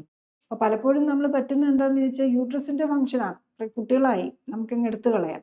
അല്ല ഓവറിനെ ഇപ്പം വെച്ചില്ലെങ്കിലും കുഴപ്പമില്ലല്ലോ. പക്ഷേ ഓവറി നമ്മൾ 10-40 വയസ്സുള്ള ഒരാളുടെ ഓവറി എടുത്ത് കളഞ്ഞാൽ അവർക്ക് ഭയങ്കര ഡിസ്കംഫർട്ടായിരിക്കും. പിന്നെ അവരുടെ ബോൺ ഹെൽത്ത് പോകും. പിന്നെ ഒരു 10 വർഷമൊക്കെ കഴിയുമ്പോഴേക്കും ഈ ഓസ്റ്റിയോപോറോസിസ് വന്നിട്ട് ഫ്രാക്ചറുകൾ വരാൻ തുടങ്ങും. അതുപോലെ സെക്ഷൽ ഡിസ്ഫങ്ഷൻ വരും, ഹോട്ട് ഫ്ലഷസ് വരും, മെൻ്റൽ ഡിപ്രഷൻ വരാം. ചിലർ പെട്ടെന്ന്, അതായത് നമ്മളൊരു ഗ്രാജുവലി ഓവേറിയൻ ഫങ്ഷൻ കുറഞ്ഞു വരുന്നത് പോലെയല്ലല്ലോ ഒറ്റ ദിവസം കൊണ്ട് ഓവറി എടുത്ത് മാറ്റുന്നത്. അപ്പം അതിൻ്റേതായ പ്രോബ്ലം വരും. പിന്നെ അതിൻ്റെ ഹോർമോൺ റീപ്ലേസ്മെൻറ്റ് എടുത്തു കഴിഞ്ഞ് കഴിഞ്ഞാലും അതിനും ഹോർമോൺ റീപ്ലേസ്മെൻറ്റിൻ്റെ പ്രശ്നങ്ങൾ വരാം. അപ്പം ഇത് പല കാര്യങ്ങളും കൂടെ കൺസിഡർ ചെയ്ത് വെച്ചിട്ടാണ് നമ്മളിതെല്ലാം ചെയ്യേണ്ടത്. അപ്പം ഡോക്ടേഴ്സ് പേടി കൊണ്ട് ഓവർ ട്രീറ്റ്മെൻറ്റിന് ലിറ്റിഗേഷൻ പേടിയും കൂടെ ഉണ്ട് ഡോക്ടറിന്. കാരണം ഡോക്ടറോടല്ലേ വന്ന് ചോദിക്കുന്നത്, ഡോക്ടറെ അതെന്നാ കംപ്ലീറ്റ് അങ്ങ് എടുത്ത് ഡോക്ടർ കളയാത്തതുകൊണ്ടല്ലേ എനിക്ക് പിന്നെയും വന്നതെന്നൊക്കെ ചോദിക്കും. അതുകൊണ്ട് റാഡിക്കൽ സർജറി തന്നെ ചെയ്യാൻ ഡോക്ടേഴ്സ് ശ്രമിക്കും. അപ്പം നമ്മൾ ഇന്നിപ്പോൾ എല്ലാം ഗൂഗിളും എല്ലാം ചോദിച്ചു കഴിഞ്ഞാൽ അറിയാം ഓരോന്നിൻ്റെയും സൈഡ് എഫക്റ്റ്. പേഷ്യൻ്റ് തന്നെ കുറേ കൂടി എഡ്യൂക്കേറ്റഡ് ആണ്. ഈ ക്യാൻസർ ട്രീറ്റ്മെൻറ്റിൽ പലപ്പോഴും ഇപ്പോഴത്തെ ലേറ്റസ്റ്റ് സയൻസ് പറയുന്നതനുസരിച്ച് അവിടെ മസിൽ മാസ് ഒരു പേഷ്യൻറ്റിൻ്റെത് വലിയ ഇമ്പോർട്ടൻ്റ് ആണെന്ന് പറയുന്നു. ഇതുവരെ നമ്മൾ അങ്ങനെയൊന്നും ചിന്തിച്ചിട്ടില്ല. ഒരാളുടെ മസിലും ഈ ക്യാൻസർ ട്രീറ്റ്മെൻറ്റായിട്ട് എന്താ ബന്ധമെന്നുള്ളത് നമ്മളെപ്പോഴും ചിന്തിച്ചിട്ടുണ്ട്. അപ്പോൾ അത് എന്താണ് അതിൻ്റെ സിറ്റുവേഷൻ? മസിൽ മാസ് എന്ന് പറയും നമ്മുടെ ഹെൽത്ത് ഈസ് ഡിപ്പെൻഡ്സ് ഓൺ നമുക്ക് എത്ര മസിലും ബോണിൻ്റെ ഹെൽത്താണ് നമ്മളൊരു ജനറൽ ഹെൽത്തിൻ്റെ ഒരു ഇൻഡിക്കേറ്റർ. മസിലും ബോണും കുറയാണ്, നമ്മൾ പ്രായമാകുന്നതനുസരിച്ച് മസിലും ബോണും കുറയാണ്. നമ്മുടെ peak bone and muscle mass നിൽക്കുന്നത് ഒരു 24-25 ഇയേഴ്സ് ആകുമ്പോഴാണ്. അതിനുശേഷം നമ്മൾ ആക്റ്റീവ് ഇൻവോൾവ്മെൻറ്റ് ചെയ്തില്ലെങ്കിൽ, കാരണം നമുക്കറിയാം കുട്ടികളായിരിക്കുമ്പം ഇപ്പോഴത്തെ കുട്ടികളും കളിക്കുന്നില്ലെന്നായി, പഴയ ജനറേഷനാണെങ്കിൽ അറിയാം എല്ലാവരും ഫിസിക്കൽ ആക്ടിവിറ്റി ഉണ്ടാവും ഒരു 10-30 വയസ്സ് വരെ. അത് കഴിയുമ്പോഴേക്കും ഗ്രാജുവലി ഫിസിക്കൽ ആക്ടിവിറ്റി കുറയാൻ തുടങ്ങും. ഇപ്പം അതിനു മുമ്പേ തന്നെ ഫിസിക്കൽ ആക്ടിവിറ്റി കുറയുന്നു, അതാണ് പ്രോബ്ലം. അപ്പം ഈ കുട്ടികൾക്കാണെങ്കിൽ ഈ മസിലും ബോണും ബിൽഡപ്പ് ചെയ്യേണ്ടത് വെരി ഇമ്പോർട്ടൻ്റ് ആണ്. മസിലും ബോണും കുറേ പോസിറ്റീവ് സിഗ്നൽസ് ഇട്ടുകൊണ്ടിരിക്കും. അതിനെ ആക്റ്റീവ് ആക്കുമ്പോൾ നമുക്ക് ജീവിക്കണം, ഞാൻ ആക്റ്റീവാണ്, എനിക്ക് ജീവിക്കണം എന്നുള്ള ഒരു സിമ്പലാണ് നമ്മൾ ബോഡിയിലേക്ക് കൊടുക്കുന്നത്. അതേ സമയത്ത് നമ്മൾ ആക്റ്റീവ് അല്ലാതെ ഇരുന്ന് കഴിയുമ്പോൾ കൊഴുപ്പായിരിക്കും കൂടുന്നത്. കൊഴുപ്പിങ്ങനെ കൂടി വരുമ്പോൾ അത് ഇൻഫ്ലമേറ്ററിയാണ്. ഈ ക്യാൻസർ എല്ലാം ഇൻഫ്ലമേറ്ററി ഡിസീസാണ്. അപ്പോൾ ആ ക്യാൻസർ വരുന്നത് ഈ ഇൻഫ്ലമേഷൻ കൂടുന്നതനുസരിച്ച് നമ്മളുടെ DNA മ്യൂട്ടേഷൻസ് വരാൻ ചാൻസ് ഉണ്ട്. അതിനകത്തുനിന്ന് നമുക്ക് ക്യാൻസറിലേക്ക് പോകാം. ഈ ഇൻഫ്ലമേഷൻ കൂടാൻ എന്താ കാരണം? ഇൻഫ്ലമേഷൻ കൂടുന്നതിൻ്റെ കാരണം ബേസിക്കലി നമ്മളുടെ ബോഡിയിൽ ഐദർ ടോക്സിൻസ് കൂടി വരികയാണ്. പിന്നെ ടോക്സിൻസ് കൂടുമ്പോൾ എന്ത് വരും? നമ്മളുടെ ഇമ്മ്യൂൺ സിസ്റ്റത്തിന് നമ്മൾ സെൽസ് ഡാമേജ്ഡ് ആകും. അപ്പം കൂടുതൽ സെല്ലിനെ പുതിയതിനെ മാറ്റിക്കൊണ്ട് വരേണ്ടി വരും, മാറ്റി പുതിയ സെൽസ് ഉണ്ടാക്കേണ്ടി വരും. അപ്പം ഈ പുതിയ സെല്ല് ഉണ്ടാക്കാനായിട്ട് വേണ്ട ന്യൂട്രീഷൻ കിട്ടണം. അപ്പോൾ ആ ന്യൂട്രീഷണൽ ഡെഫിഷ്യൻസിയും കൂടെ ഉണ്ടെങ്കിലാണ്, ന്യൂട്രീഷണൽ ഡെഫിഷ്യൻസിയും ടോക്സിൻ ലെവൽ കൂടുതലും വരുമ്പോഴാണ് ഈ അബ്നോർമൽ സെല്ലുകളെ മാറ്റാൻ പറ്റാതെ വരുന്നതും അങ്ങനെ അബ്നോർമൽ സെല്ലുകളെ മാറ്റാൻ പറ്റാതെ വരികയും കൂടുതൽ മ്യൂട്ടേഷൻസ് വന്ന് സെൽ ഡാമേജ് വന്നു കഴിയുമ്പോഴേക്കും അത് ക്യാൻസറായിട്ട് മാറുകയും ചെയ്യുക. ശരിക്കും ഈ ക്യാൻസറിൻ്റെ ട്രീറ്റ്മെൻറ്റിൽ ഈ ഈ മസിൽ മാസ് പോലെ തന്നെ വേറെ അസുഖങ്ങൾ കാരണം നമ്മളുടെ ഈ വീക്കം, ദാറ്റ് ഈസ് ഈ ക്രോണിക് ഇൻഫ്ലമേഷൻ, അതൊരു വലിയൊരു പ്രോബ്ലമാണ് എന്ന് പറയുന്ന ഇതുണ്ട്. അതെന്തുകൊണ്ടാണ്? വീക്കം അല്ലെങ്കിൽ ഇൻഫ്ലമേഷൻ എന്ന് പറയുന്നത് ബേസിക്കലി ഈ നമുക്ക് മറ്റ് അസുഖങ്ങൾ അല്ലെങ്കിൽ നമ്മുടെ ഇൻഫ്ലമേറ്ററി മാർക്കേഴ്സ് ഉണ്ട്. നമുക്ക് പല തരം ഇൻഫ്ലമേറ്ററി മാർക്കേഴ്സുകളുണ്ട്. ESR, CRP, HSCRP, ഫെറിറ്റിൻ, അങ്ങനെ കുറേ കാര്യങ്ങൾ നോക്കുമ്പോൾ നമ്മളുടെ ഇൻഫ്ലമേഷൻ ലെവൽ നമുക്ക് കണ്ടുപിടിക്കാൻ പറ്റും. അപ്പം ഇൻഫ്ലമേഷൻ ലെവല് കുറയ്ക്കാൻ എന്നുള്ളതാണ് ബേസിക്കലി ഏത് ക്യാൻസർ ട്രീറ്റ്മെൻറ്റിനും ഒരു പ്രൈമറി ഇതായിട്ട് നമ്മൾ ചെയ്യേണ്ടത്. ക്യാൻസർ ട്രീറ്റ്മെൻറ്റ് ശരിക്കും ക്യാൻസറിലേക്ക് പോകുന്നതിന് മുമ്പ് തന്നെ നമ്മൾ ട്യൂമർ മാർക്കേഴ്സൊക്കെ വളരെ നേരത്തെ തന്നെ ട്യൂമർ മാർക്കേഴ്സ് കൂടാൻ തുടങ്ങും. പക്ഷെ അത് ട്യൂമർ മാർക്കേഴ്സ് നമ്മൾ ഒരു സ്ക്രീനിങ് ടെസ്റ്റായിട്ട് യൂസ് ചെയ്യാവോ എന്ന് ചോദിച്ചു കഴിഞ്ഞാൽ കറൻ്റ്ലി ഇൻ്റർനാഷണലി സ്ക്രീനിങ് ടെസ്റ്റുകളായിട്ട് ഇൻഫ്ലമേറ്ററി മാർക്കറോ ട്യൂമർ മാർക്കേഴ്സോ ഒന്നും യൂസ് ചെയ്യുന്നില്ല. കാരണം ഈ അമേരിക്കയിലും അതുപോലെയുള്ള ഫോറിൻ കൺട്രീസാണല്ലോ നമുക്ക് എല്ലാത്തിനും എക്സാമ്പിളായിട്ട് വരുന്നത്. അവിടെയെല്ലാം ഇൻഷുറൻസ് ഡ്രിവൺ ആണ്. അപ്പോൾ അവർക്ക് സ്ക്രീനിങ് ടെസ്റ്റുകൾ ഇൻഷുറൻസ് വഴി കിട്ടുന്നതിനെ മാത്രമേ ഇതുള്ളൂ. അപ്പോൾ ലാർജ് പോപ്പുലേഷന് വേണ്ടിയിട്ട് ഇതൊന്നും സ്ക്രീനിങ് ടെസ്റ്റായിട്ട് ഗവൺമെൻറ്റൽ നിലയിൽ ചെയ്യാൻ പറ്റില്ല, ഗവൺമെൻറ്റിൻ്റെ നിലയിലോ ഇൻഷുറൻസ് നിലയിലോ. പക്ഷെ അവനവന് ചെയ്യാൻ പറ്റും. അപ്പം നമുക്ക് പ്രോസ്റ്റേറ്റ് ക്യാൻസർ വരാൻ ഇപ്പോൾ സാധ്യതയുണ്ടോ? നമുക്ക് PSA ടെസ്റ്റ് ഉണ്ട്. അല്ല, ഓവേറിയൻ ക്യാൻസറോ യൂട്രൈൻ ക്യാൻസറോ വരാൻ സാധ്യതയുണ്ടോ എന്നറിയാൻ തന്നെ CA-125 ഉണ്ട്. ഇപ്പോൾ CA-125 ഉണ്ടെന്ന് പറഞ്ഞു കഴിഞ്ഞ് കഴിഞ്ഞാൽ നമ്മൾ ഈ സ്ക്രീനിങ് ടെസ്റ്റുകൾ ചെയ്യുന്നതിൻ്റെ ഉദ്ദേശം നമ്മൾ ക്യാൻസർ നേരത്തെ പ്രീ ക്ലിനിക്കൽ സ്റ്റേജിൽ കണ്ടുപിടിച്ച് ലൈഫ് സ്റ്റൈൽ കറക്റ്റ് ചെയ്യാൻ ഇതിലേക്ക് വേണ്ടിയിട്ടാണ്. അല്ലാതെ നമ്മൾ കീമോതെറാപ്പിയും റേഡിയേഷനും ഓപ്പറേഷൻ ചെയ്ത് അവയവത്തെ എടുത്ത് കളയാൻ വേണ്ടിയിട്ടോ അല്ലെങ്കിൽ ആ ഒരു നിലയിലായിരിക്കരുത്. ഇപ്പം നമ്മൾ ശരിക്കും തൈറോയിഡിൻ്റെ സ്കാൻ നോക്കുന്നത്, അല്ലെങ്കിൽ തൈറോയിഡിൻ്റെ നമ്മളെപ്പോഴും പ്രീ ക്യാൻസറസ് ഏർലി സ്റ്റേജ് കണ്ടുപിടിക്കാനായിട്ട് നോക്കുന്നത് ക്യാൻസറാണ്, സ്കാനിങ് ആണ് ചെയ്യുന്നത്. അപ്പം ഈ ക്യാൻസറിൽ നമ്മൾ സ്കാനിങ് നോക്കിയിട്ട് ഒരു ചെറിയ തൈറോയിഡ് നൊഡ്യൂളുണ്ടെന്നും പറഞ്ഞ് ഉടനെ എടുത്തു കളയാനല്ല നോക്കണ്ടേ, ഉടനെ ലൈഫ് സ്റ്റൈൽ കറക്റ്റ് ചെയ്യാനാണ് നോക്കുന്നത്. പിന്നെ ബയോപ്സി കഴിഞ്ഞിട്ട് നമ്മൾ അതിനകത്ത് ക്യാൻസറൊന്നും ഇല്ലയെന്ന് പറഞ്ഞ് സന്തോഷിച്ചു പോയിരുന്നു കഴിഞ്ഞാൽ ഇന്ന് ഒരു പേഷ്യൻ്റ് വന്നതാണ്. അവർ തൈറോയിഡിന് വേണ്ടിയിട്ടാണ് അവർ നോക്കിയിരുന്നത്. ഒരു വർഷം നിന്ന് നോക്കുമ്പോൾ അത് ഗ്രേഡ് 3 ഉണ്ടായിരുന്നുള്ളൂ. അപ്പം ഇപ്പം ദിസ് ഇയർ അവർ നോക്കിയപ്പോഴേക്കും അത് ഗ്രേഡ് 6 ആയി. ബയോപ്സി ചെയ്തു, കാര്യം വലിപ്പം കൂടിയിട്ടില്ല, പക്ഷേ അതിലൊരു കാൽസിഫിക്കേഷൻ എന്നൊക്കെ പറഞ്ഞ് കുറേ ചേഞ്ചസ് വരും. അപ്പോൾ ആ ചേഞ്ച് വന്നു. അപ്പം ബയോപ്സി ചെയ്തപ്പോഴേക്കും പാപ്പിലറി കാർസിനോമയാണ്. 1 സെൻറ്റിമീറ്ററേ ഉള്ളൂ, പക്ഷേ പാപ്പിലറി കാർസിനോമയാണ്. അപ്പം ഇനിയും ശരിക്കും പാപ്പിലറി കാർസിനോമ വളരെ സ്ലോ ആയിട്ട് പ്രോഗ്രസ് ചെയ്യുന്നൊരു ക്യാൻസറാണ്. അതിന് സർവൈലൻസ്, അതായത് ഒബ്സർവൻ്റായിട്ട് സർവൈലൻസ് ചെയ്തുകൊണ്ട് അത് കൂടുന്നുണ്ടോ എന്ന് നോക്കിയാലും മതി. പക്ഷെ അവർ ആ സ്റ്റേജ് 3 ആയിരുന്ന സമയത്ത് തന്നെ ലൈഫ് സ്റ്റൈൽ കറക്റ്റ് ചെയ്തപ്പം അവർക്ക് നോക്കിയാൽ മതിയായിരുന്നു. അവർ ശരിക്കും നോക്കുമ്പോൾ അവർക്ക് ഒബേസിറ്റി ഉണ്ട്, മറ്റ് പല ഡയബറ്റീസോ ഹൈപ്പർ ടെൻഷനോ പോലെയുള്ള കാര്യങ്ങൾക്ക് വേണ്ടി മരുന്ന് കഴിക്കുന്നുണ്ട്. അപ്പോൾ ഈ കാര്യങ്ങളൊക്കെ ഉള്ളവർക്ക് നാച്ചുറലി ആ കാര്യങ്ങൾ കറക്റ്റ് ചെയ്യാം. അതൊക്കെ നമുക്ക് ലൈഫ് സ്റ്റൈൽ കറക്ഷൻ കൊണ്ട് മാറ്റാൻ പറ്റുന്നതേ ഉള്ളൂ. അപ്പം അതിനാണ് നമ്മൾ ഇമ്പോർട്ടൻസ് കൊടുക്കേണ്ടത്. അപ്പം ശരിക്കും പറഞ്ഞാൽ ഈ ഡയബറ്റീസിൻ്റെ ഈ മസിൽ പോലെ തന്നെ ഒരു വലിയ ഫിയറാണ് ഷുഗറിൻ്റെ കാര്യം. ഗ്ലൂക്കോസാണ് മറ്റേ ഈ ക്യാൻസറിനെ വളർത്തിയെടുക്കുന്ന ഒരു വലിയ സംഭവമായിട്ട്. അപ്പം ഡയബറ്റീസ് ട്രീറ്റ്മെൻറ്റിൻ്റെ കാര്യത്തിലുള്ള കൺഫ്യൂഷനും പിന്നെ ഇൻസുലിൻ്റെ കാര്യത്തിലുള്ള ഒരു വറിയും എല്ലാം ഉണ്ട്. അപ്പം ശരിക്കും ഈ ഗ്ലൂക്കോസും ഇൻസുലിനും ഡയബറ്റീസും എല്ലാം ഈ ക്യാൻസർ ട്രീറ്റ്മെൻറ്റുമായിട്ട് ശരിക്കും എന്താണ് ബന്ധം? ക്യാൻസറിൽ നമ്മൾ ഡയഗ്നോസ്റ്റിക് ടെസ്റ്റായിട്ട് യൂസ് ചെയ്യുന്ന ഒരു പെറ്റ് സ്കാൻ ഉണ്ട്. പെറ്റ് സ്കാനിൽ നമ്മൾ ഒരു മെറ്റബോളിക് പെറ്റ് സ്കാനാണ് അതിനകത്ത് ഒരു മേജർ സ്റ്റേജിങ്ങിനൊക്കെ വേണ്ടിയിട്ട് യൂസ് ചെയ്യുന്നത്. ഇപ്പം നമ്മളല്ലാത്ത സബായിട്ടുള്ള മറ്റു തല പെറ്റ് സ്കാനുകളും കൂടെ വന്നു തുടങ്ങിയിട്ടുണ്ടെങ്കിലും ഈ glucose, radio active glucose inject ചെയ്തിട്ടുള്ള ഒരു പെറ്റ് സ്കാന് എല്ലാ ക്യാൻസറിനെയും നമുക്ക് കണ്ടുപിടിക്കാൻ നമുക്ക് യൂസ്ഫുൾ ആണ്. അതിൻ്റെ ഒരു നില വിട്ട് ആക്റ്റീവ് എന്നുള്ള എത്തിയിട്ടുണ്ടെങ്കിൽ, അതായത് മെറ്റബോളിക്കലി ആക്റ്റീവ് ആയിട്ടുണ്ടെങ്കിൽ, ഈ ക്യാൻസർ സെല്ലിനൊരു പ്രത്യേകതയുണ്ട്. അവർക്ക് ഗ്ലൂക്കോസ് അവർ പെട്ടെന്ന് പിടിക്കും. ഗ്ലൂക്കോസ് വേണം അവർക്ക്. അപ്പോൾ നമ്മുടെ ബോഡിയിലുള്ള ഗ്ലൂക്കോസ് എല്ലാം അങ്ങോട്ട് പോയി ക്യാൻസർ ഏരിയയിലേക്ക് ഇത് വരും. അതാണ് നമ്മൾ ഈ ക്യാൻസർക്ക് നോക്കുന്നത് തന്നെ.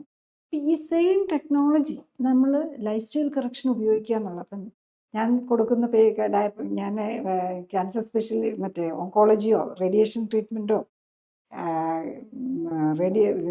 കീമോതെറാപ്പിയോ അല്ലെ സർജിക്കലി, ഞാൻ നേരത്തെ ഗൈനക്ക് ഓറിയൻറ്റഡ് ആയിട്ടുള്ള ക്യാൻസറിന് വേണ്ടിയിട്ട് സർജറീസ് ചെയ്തിരുന്നു. പക്ഷേ ബേസിക്കലി ഇപ്പം ഞാൻ ചെയ്യുന്നത് ഈ ലൈഫ് സ്റ്റൈൽ കറക്ഷൻ കൊടുക്കുക എന്നുള്ളതാണ്. അപ്പം ലൈഫ് സ്റ്റൈൽ കറക്ഷൻ കൊടുക്കുമ്പോൾ തന്നെ വളരെ ഫാസ്റ്റായിട്ട് തന്നെ ആ കറക്ഷൻ കിട്ടുന്നു എന്നുള്ളതാണ്.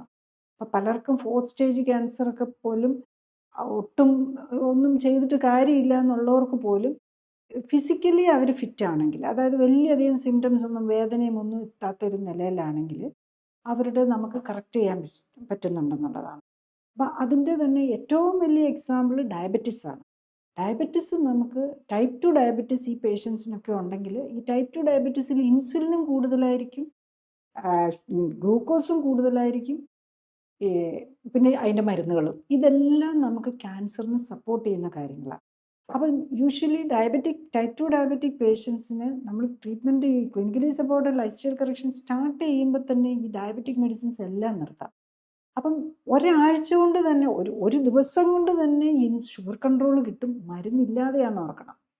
മരുന്നില്ലാതെ കറക്റ്റായിട്ട് നോക്കുന്ന ഒരു പേഷ്യൻ്റാണ് വൈകുന്നേരം ആകുമ്പോഴേക്കും തന്നെ ഷുഗർ കൺട്രോൾ കിട്ടും. അതിന് ഞാനൊരു എക്സാമ്പിൾ പറയാം. ഇപ്പം കഴിഞ്ഞ ദിവസം വന്നിരുന്നൊരു പേഷ്യൻ്റ്, അവർക്ക് 4th സ്റ്റേജ് ബ്രസ്റ്റ് ക്യാൻസർ ആയിരുന്നു. അപ്പോൾ അവർക്ക് കീമോതെറാപ്പി എടുക്കാൻ തുടങ്ങി 3 സൈക്കിൾ എടുത്ത് കഴിഞ്ഞിട്ട് സർജറി ചെയ്യാമെന്ന് പറഞ്ഞു. പക്ഷേ അവർ 3 സൈക്കിൾ എടുത്തിട്ട് കഴിഞ്ഞപ്പോഴേക്കും അവർക്ക് തീരെ വയ്യാന്നായി. അപ്പോൾ അവരോട് വീണ്ടും ഒരു 3 സൈക്കിൾ എടുക്കാൻ പറഞ്ഞപ്പോൾ അവരെല്ലാം നിർത്തിയിരിക്കുകയായിരുന്നു. അത് കഴിഞ്ഞിട്ടാണ് ഈ clinically supported life style correction നോക്കാനായിട്ട് അവർ വരുന്നത്. അപ്പോൾ അവർ വരുമ്പം അവരുടെ HbA1c 15.4 ആണ്. സാധാരണ ഞാൻ അത്രയൊന്നും ആരുടെയും കാണാനില്ല. ഈ 11, 12 ഒക്കെ കാണാറുണ്ട്. പക്ഷെ 15-നും 14-നും മുകളിലോട്ടൊക്കെ വളരെ റെയറായിട്ട് മാത്രമേ കാണാറുള്ളൂ. അപ്പോൾ ഈ ക്യാൻസർ പേഷ്യൻ്റ് ആണെന്ന് ഓർക്കണം. ഇവർക്ക് ഒൺലി തിങ്, അവർ എന്താണെങ്കിലും അവർക്ക് വേറെ വലിയ ബുദ്ധിമുട്ടുകളൊന്നുമില്ല. അവരുടെ രക്തക്കൊഴലുകളൊന്നും ഒരു ബ്ലഡ് എടുക്കാൻ പോലും പറ്റാത്ത പോലെ ഇങ്ങനെ വെയിനൊക്കെ ഇങ്ങനെ വെരിക്കോസ് വെയിനൊക്കെ ഇങ്ങനെ നമ്മൾ തടിച്ച് കാണുകയല്ലേ ചെയ്യുന്നത്. ഇത് കയ്യാലെ ആ കീമോതെറാപ്പി എടുത്ത് ഇതൊക്കെ ഇങ്ങനെ കറുത്ത് രക്തക്കൊഴൽ ഇങ്ങനെ കിടക്കുക. നമ്മളത് തൊടുമ്പോൾ കയറ് പോലെ നമുക്ക് ഫീൽ ചെയ്യാം. അത്ര ഇതായിട്ടിരിക്കുകയാണ്. ആ പേഷ്യൻ്റ് സ്റ്റാർട്ട് ചെയ്തിട്ട് വൈകുന്നേരം ആയപ്പോഴേക്കും അവരുടെ ഡയബറ്റിക് മെഡിസിൻസ് ഒന്നും ഇല്ലാതെ തന്നെ 12 hours അവരുടെ ഷുഗർ കൺട്രോളായി. ആൻഡ് ഒരാഴ്ച ആയപ്പോഴേക്കും HbA1c 15.4 ഉള്ളത് 14.2 വന്നു. ആൻഡ് ഇന്നലെയാണ് അവർ 15th ഡേ ആയിട്ടുള്ളൂ. 15th ഡേയിലേക്ക് വന്നപ്പോഴേക്കും അവരുടെ HbA1c 13 ആയി. അതായത് 15.4-ൽ നിന്ന് HbA1c 13-ലേക്ക് വന്നു. ഓൾമോസ്റ്റ് 2.4 വ്യത്യാസമാണ് വന്നിരിക്കുന്നത്. അപ്പം അതിന് കാരണം എന്താണെന്ന് ചോദിച്ചു കഴിഞ്ഞാൽ, അവരുടെ അത്രയും നമ്മുടെ ബോഡിയിലെ ഓൾമോസ്റ്റ് 2.4% സെല്ലുകൾ തന്നെ റീപ്ലേസ് ചെയ്തു. കാരണം അത്ര കറക്റ്റ് ന്യൂട്രീഷനാണ്, ഒപ്റ്റിമൽ ന്യൂട്രീഷനാണ് കിട്ടുന്നത്. നമ്മൾ ഈ ക്യാൻസർ പേഷ്യൻറ്റിന് നമ്മൾ ഓൾമോസ്റ്റ് നോ കാർബ് ഡയറ്റ് എന്നുള്ള നിലയിലാണ്. ജസ്റ്റ് ഡയബറ്റിക് പേഷ്യൻ്റാണ് ലോ കാർബ് ഡയറ്റ് മതി. പക്ഷെ കഴിയുന്നത് നോ കാർബ്. കാരണം ഗ്ലൂക്കോസ് ഒട്ടും കൊടുക്കാതെ, ഗ്ലൂക്കോസ് ചെന്നാൽ മാത്രമേ ക്യാൻസർ സെല്ലിന് വളരാൻ പറ്റുള്ളൂ. ഈവൻ ഈ 15 days കൊണ്ട് തന്നെ അവരുടെ ബ്രസ്റ്റുകളുണ്ടായിരുന്ന സ്വെല്ലിങ് തന്നെ കുറഞ്ഞിട്ടുണ്ട്. അപ്പോൾ അവർ തുടങ്ങുമ്പോൾ അവരോടൊരു അൾട്രാസൗണ്ട്, കാരണം അവരെ ഒരു പെറ്റ് സ്കാൻ ഒന്നും ഇപ്പോൾ എടുക്കാവുന്ന ഒരു നിലയിലല്ല. കാരണം പെറ്റ് സ്കാൻ ചെയ്യണമെങ്കിൽ അതിലേക്ക് മരുന്ന് ഇഞ്ചെക്റ്റൊക്കെ ചെയ്താൽ, കാരണം അവർക്ക് രക്തക്കൊഴൽ തന്നെ വളരെ കഷ്ടപ്പെട്ടാണ് ഒരു ബ്ലഡ് വെസൽ കിട്ടുന്നത്. അതുകൊണ്ട് മറ്റേ ഇതെടുക്കാൻ പറഞ്ഞില്ല. പെറ്റ് സ്കാൻ അവർ പെറ്റൊന്നും ചെയ്യാൻ അവർ വില്ലിങ് അല്ല. അവർ ശരിക്കും ക്യാൻസർ എന്നുള്ള കാര്യം പോലും അവർ മറച്ചു വയ്ക്കാൻ അവർ ജസ്റ്റ് എനിക്ക് ഡയബറ്റിസ് എന്ന് മാത്രം ആണ് അവർ ഡയഗ്നോസിസ് ആദ്യം പറയുന്നത്. അവർ ആ ക്യാൻസർ ആയിരുന്നു, അവർക്ക് അങ്ങനെ ഒരു ഡയഗ്നോസിസ് ഉണ്ടെന്ന് പേഷ്യൻ്റ് പറയാൻ തന്നെ റിലക്റ്റൻ്റ് ആയിട്ടുള്ള ഒരു നിലയിലാണ് അവർ വരുന്നത്. പക്ഷെ ഇപ്പം അവർ ആ മെൻ്റൽ ആ ബ്ലോക്കിൽ നിന്ന് കാരണം ഇങ്ങനെ തടിച്ച് കിടന്നിരുന്ന കയറ് പോലെ കിടന്നിരുന്ന വെയിനൊക്കെ ഇപ്പോൾ 2 ആഴ്ചയായപ്പോഴേക്കും തന്നെ അതിനൊക്കെ ആ ഫീലിംഗ് തന്നെ വ്യത്യാസം വന്നു. അവിടെ ബോഡിയെല്ലാം കറുത്ത് പാച്ചസ്, ഡാർക്ക് പാച്ചസ് ഇങ്ങനെ പുള്ളി പോലെ ഉണ്ടായിരുന്നു. അതിലും എല്ലാം കുറവ് വന്നു. ഉള്ളി നമ്മൾ നമുക്ക് നമ്മളെപ്പോഴും ഈ മരുന്നിനും കീമോയ്ക്കും റേഡിയേഷനും ഒക്കെയാണ്. പക്ഷെ നമ്മൾ ഫുഡും നമ്മളുടെ ലൈഫ് സ്റ്റൈൽ സിമ്പിൾ എക്സസൈസും നമ്മുടെ ബോഡിക്ക് കൊടുക്കുന്ന ബെനിഫിറ്റ്, പ്രത്യേകിച്ച് ക്യാൻസർ പേഷ്യൻറ്റിന് അതുപോലെ ഡയബറ്റിക് പേഷ്യൻറ്റിന് ആർക്കും അറിയില്ല. പലപ്പോഴും ഡയബറ്റീസ് നമുക്ക് നമ്മൾ ലൈഫ് സ്റ്റൈലും ഫുഡും കഴിച്ച് ഇത് ചെയ്യാം. പിന്നെ ചിലർ ബോധേഡല്ല, നമ്മളെപ്പോഴും പ്രശ്നത്തിലെത്തിക്കഴിയുമ്പോൾ മാത്രമേ നമ്മൾ ബോധർ ചെയ്യുകയുള്ളൂ.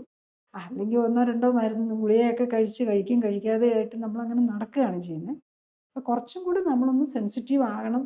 ക്യാൻസർ പേഷ്യൻസ് പ്രത്യേകിച്ചും ഡയബറ്റിസ് കൺട്രോളാണ് ഏറ്റവും ഇമ്പോർട്ടൻ്റ്. അത് മരുന്നെടുത്തല്ല, ഡയറ്റിൽ കൂടെ തന്നെ കൺട്രോൾ ആക്കാൻ, ഡയറ്റും എക്സസൈസും വെച്ച് കൺട്രോൾ ആകുന്നതിനാണ് ഇമ്പോർട്ടൻസ് കൊടുക്കേണ്ടത്. അപ്പോൾ ഈ പേഷ്യൻസ് ഇങ്ങനെ ഈ ക്യാൻസർ റിലേറ്റഡ് ആയിട്ടുള്ള ഒരു ഡൗട്ട് തോന്നുക അല്ലെങ്കിൽ അതിൻ്റെ ട്രീറ്റ്മെൻറ്റിലേക്ക് ഇറങ്ങണം എന്ന് തീരുമാനിക്കുക ചെയ്തു കഴിഞ്ഞാൽ അവർക്കായിട്ട് എന്താണ് അവർക്ക് റോള്? ശരിക്കും അവരുടെ ലൈഫ് സ്റ്റൈൽ നോക്കാനോ അല്ലെങ്കിൽ അവരുടെ ഹെൽത്ത് ഇമ്പ്രൂവ് ചെയ്യാനോ ട്രീറ്റ്മെൻറ്റ് ഡോക്ടേഴ്സ് ചെയ്യുന്നുണ്ടാവും. പക്ഷെ ഈ പേഷ്യൻറ്റിന് ശരിക്കും എന്താണ് ചെയ്യാൻ സാധിക്കുക? പേഷ്യൻ്റ് ഇപ്പോൾ ക്യാൻസർ ഒരു സീരിയസ് ആയിട്ട് സംശയിച്ച ഒരു പേഷ്യൻ്റ് ആണെങ്കിൽ നമ്മൾ ക്യാൻസറിൻ്റെ എല്ലാ ടെസ്റ്റൊക്കെ ചെയ്ത് വരാനായിട്ട് കുറച്ച് സമയം എടുക്കുമല്ലോ. മിക്കവാറും അതിൻ്റെ ബയോപ്സി വേണം, ടെസ്റ്റുകൾ വന്ന്, പ്രത്യേകിച്ച് ഇപ്പം ടോപ്പ് പ്രൈവറ്റ് ഹോസ്പിറ്റൽസൊക്കെ ആണെങ്കിൽ ഒരുപക്ഷെ അവർക്ക് അത് കുറച്ചും കൂടെ നേരത്തെ തന്നെ അവർക്ക് ആ റിപ്പോർട്ട്സ് കിട്ടിയെന്നിരിക്കും. അപ്പം ഞാൻ അതിലൊരു പേഷ്യൻറ്റിൻ്റെ ഒരു എക്സാമ്പിൾ തന്നെ പറയാം. ഈ പേഷ്യൻ്റ് ആദ്യം ഒന്ന് മാമോഗ്രഫി ചെയ്തപ്പം ഒരു മുഴയൊക്കെ ഉണ്ടായിരുന്നു. അവരത് കഴിഞ്ഞിട്ട് ബയോപ്സി എടുത്തപ്പോൾ ഒരു കുഴപ്പമില്ല എന്ന് പറഞ്ഞു. 6 മാസം കഴിഞ്ഞപ്പോൾ പിന്നെ ഇത്തിരിയും കൂടെ വളർന്നു എന്ന് കണ്ടു കഴിഞ്ഞപ്പോൾ അവരൊന്നും കൂടെ മാമോഗ്രഫി ചെയ്തു. അപ്പോൾ സംശയമായി. അപ്പം വീണ്ടും ബയോപ്സി എടുത്തപ്പോഴേക്കും അത് പോസിറ്റീവായി. അപ്പം ഈ സ്റ്റേജിലാണ് അപ്പോൾ അവർ തിരുവനന്തപുരത്തൊരു ഹോസ്പിറ്റലിലാണ് ആദ്യം ചെയ്തത്. അവർ വീണ്ടും എറണാകുളത്ത് വന്നൊരു മേജർ ഹോസ്പിറ്റലിൽ വന്ന് വീണ്ടും ഒന്നും കൂടെ അവർ 40 വയസ്സേ ഉള്ളൂ. അവർക്കത് വിശ്വസിക്കാൻ ബുദ്ധിമുട്ടുള്ളതാണ്. അവരുടെ ഡയഗ്നോസിനെ കുറിച്ച് അവർക്ക് വിശ്വസിക്കാൻ ബുദ്ധിമുട്ട്. അപ്പം അതിൻ്റെ കൂടെ എറണാകുളത്ത് വന്ന് വീണ്ടും കണ്ട് അവരുടെ ബയോപ്സി എടുത്തതിൻ്റെ ദിവസം തന്നെ വന്ന് അവർ ഇമ്മീഡിയറ്റ്ലി തന്നെ ലൈഫ് സ്റ്റൈൽ കറക്ഷൻ സ്റ്റാർട്ട് ചെയ്യണമെന്നും പറഞ്ഞു. അവരോട് ആദ്യം പറഞ്ഞിരുന്നത് തിരുവനന്തപുരത്തു നിന്നുള്ള ഹോസ്പിറ്റലും പറഞ്ഞ് റാഡിക്കൽ മാസ്റ്റക്ടമി, ബ്രസ്റ്റ് മൊത്തമായിട്ട് എടുത്തു കളയുക, അത് കഴിഞ്ഞ് കീമോ റേഡിയേഷൻ. എറണാകുളത്തു നിന്നുള്ള ഹോസ്പിറ്റലും അത് തന്നെ പറഞ്ഞു. ഇനി അവരേത് ഹോസ്പിറ്റലിൽ വേണം, എങ്ങനെ പ്രൈവറ്റ് ഹോസ്പിറ്റലിൽ അവർക്ക് പലർക്കും താങ്ങാൻ പറ്റാത്ത ഇത് വരും, ഹോസ്പിറ്റലൊക്കെ അവർ ഡിസൈഡ് ചെയ്യണം. അപ്പോൾ അവർക്ക് RCCയിൽ ട്രീറ്റ്മെൻറ്റ് എടുക്കാൻ പറ്റുമെങ്കിൽ അത് ആക്കണമെന്നുള്ളതാണ്. ബിക്കോസ് അവർക്ക് അതാകുമ്പോൾ കുറച്ചും കൂടെ അഫോർഡബിൾ ആകുന്നുള്ളത്. അപ്പോൾ അവിടെ അപ്പോയിൻമെൻറ്റ് കിട്ടി വരണമെന്നുണ്ടെങ്കിൽ കുറച്ചും കൂടെ സമയം എടുക്കും. അപ്പോൾ ഈ സമയം എന്താണെങ്കിലും അവർ ലൈഫ് സ്റ്റൈൽ കറക്ഷൻ ചെയ്യാമെന്ന് വെച്ചു. അപ്പം ഈ പേഷ്യൻ്റ് ആണെങ്കിൽ വളരെ ഡിപ്രഷനിൽ മിണ്ടുപോലും ചെയ്യുന്നില്ല. ഫസ്റ്റ് വരുമ്പം ഹസ്ബൻഡ് മാത്രമാണ് സംസാരിക്കുന്നത്.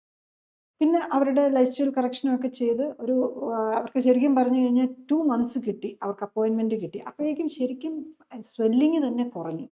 മുഴയുടെ കക്ഷത്തിലും ഇതുണ്ടായിരുന്നു. സ്റ്റേജ് 2 ആണെന്നുള്ളത് ഉറപ്പായിരുന്നു നമുക്ക് പരിശോധിച്ച് നോക്കുമ്പോൾ തന്നെ.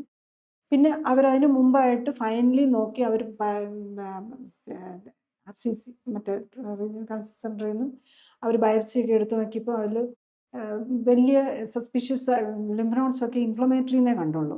അപ്പം അവർ 2 months കൊണ്ട് അവരൊരു 6 kg, കുറച്ച് ഓവർ വെയ്റ്റ് ഉണ്ടായിരുന്നു. അത്ര ഒബേസ് ഒന്നും ആയിരുന്നില്ല, കുറച്ച് ഓവർ വെയ്റ്റ് ഉണ്ടായിരുന്നു. ഒരു 6 kg കുറച്ചു. അവർക്ക് ഇൻഫ്ലമേറ്ററി മാർക്കേഴ്സും ബ്ലഡ് മാർക്കേഴ്സ് അങ്ങനത്തെ ഇൻഫ്ലമേഷനും എല്ലാം മാറി മെൻ്റലി ഫിറ്റായി. അപ്പം ഫൈനലി സാധാരണ നിലയിൽ ഈ ബ്രസ്റ്റ് ക്യാൻസറിനൊന്നും ആരും പെറ്റ് സ്കാൻ എടുക്കാൻ പറയാറില്ല. അപ്പോൾ എന്താണേലും സർജറിക്ക് മുമ്പ് ഒരു പെറ്റ് സ്കാനും കൂടെ എടുക്കണമെന്ന് പറഞ്ഞ് പെറ്റ് സ്കാൻ എടുത്തു കഴിഞ്ഞപ്പം അതിലും ആദ്യത്തെ സ്കാനുകളെയൊക്കെ വെച്ച് നോക്കുമ്പോൾ വളരെ കുറവുണ്ട്. അപ്പം ഫൈനലി ഡോക്ടർ സർജറി ടീം തന്നെ ഡിസൈഡ് ചെയ്തു അവർക്കൊരു ലംബക്ടമി, അതായത് റാഡിക്കൽ മാസ്റ്റക്ടമി ചെയ്യുന്നതിന് പകരം ആ മുഴ മാത്രം എടുത്തു കളഞ്ഞ് അതിൻ്റെ ലിംഫ് നോഡ് സാമ്പിളിങ് മാത്രമേ വേണ്ടി വന്നുള്ളൂ. അപ്പോൾ അതൊരു വളരെ മൈനർ സർജറിയാണ്. ഒരു ദിവസം കഴിഞ്ഞ് പിറ്റേ ദിവസം ഡിസ്ചാർജ് ചെയ്ത് പോവാം. ഒരു 2 വീക്സ് റെസ്റ്റ് മതിയാകുന്ന കാര്യമേ ഉള്ളൂ. റാഡിക്കൽ സർജറി ഒക്കെ ചെയ്ത് കഴിഞ്ഞാൽ കൈക്ക് നീര് വരും, പെയിൻ വരാം, പലർക്കും എല്ലാവർക്കും ഒത്തിരി ബുദ്ധിമുട്ട് വരണമെന്നില്ല. പക്ഷെ പലർക്കും കണ്ടിന്യൂ ഈ കൈവച്ച് പല കാര്യങ്ങളൊക്കെ ചെയ്യാൻ ബുദ്ധിമുട്ട് വരും. ആ കൈയുടെ സ്ട്രെങ്തും നീര് വരിക, അങ്ങനത്തെ ഒക്കെ പ്രശ്നങ്ങൾ വരും. അപ്പം അതാണ് അതിൻ്റെ അഡ്വാൻറ്റേജ്. അപ്പം clinically supported life style correction നമുക്ക് സസ്പെക്ട് ചെയ്യുമ്പോൾ തന്നെ എടുക്കാം. ഈവൻ ക്യാൻസർ ആവണമെന്നില്ല, അല്ലാതെ തന്നെ ഈ പേഷ്യൻറ്റിനെ തന്നെ 6 മാസം മുമ്പ് ഒരു മുഴ കണ്ടതാണ്.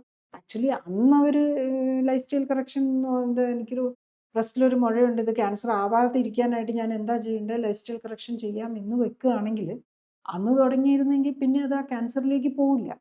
പിന്നെ അവർ ആ ക്യാൻസറിലെ സ്റ്റേജ് എത്തിയപ്പം അറിഞ്ഞപ്പോൾ തന്നെ വന്നതുകൊണ്ട് അവർ റാഡിക്കൽ മാസ്റ്റക്ടമി എന്നുള്ളത് മാറ്റി ഒരു ജസ്റ്റ് ആ ലംബ് മാത്രം എടുത്ത് കളഞ്ഞ് ലിംഫ് നോഡ് സാമ്പിളിങ് മാത്രം ചെയ്യുന്ന നിലയിലേക്ക് മാറ്റാൻ പറ്റി.